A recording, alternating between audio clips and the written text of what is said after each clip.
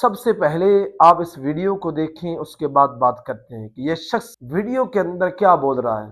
الحمدللہ ما فی السماوات و ما فی الارض من ذا الذی یشفع عنده ٹھیک ہے۔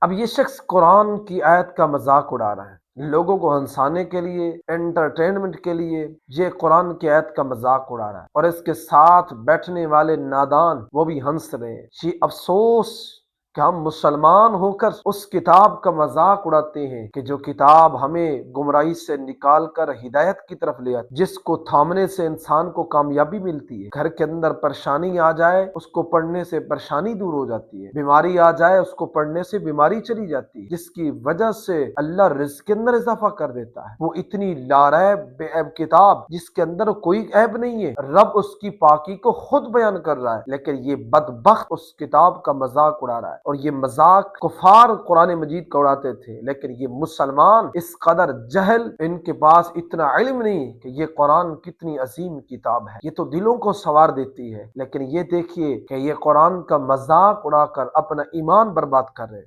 قرآن کی ایک آیت کا، چھوٹی سے چھوٹی آیت کا، زبر زیر کا مذاق اڑانا یہ کفر ہے۔ اور اس ویڈیو کو زیادہ سے زیادہ شیئر کریں تاکہ جو قانون نافذ کرنے والے ادارے ہیں ان تک یہ ویڈیو ضرور پہنچے، اس کو فوراً قانون جو ہے اس پر نافذ کیا جائے۔ سچے مسلمان ہونے کا ثبوت دیں، ویڈیو کو شیئر ضرور کریں اور اس پر لعنت بھی ضرور بھیجیں جو قرآن کا مذاق اڑاتا ہے۔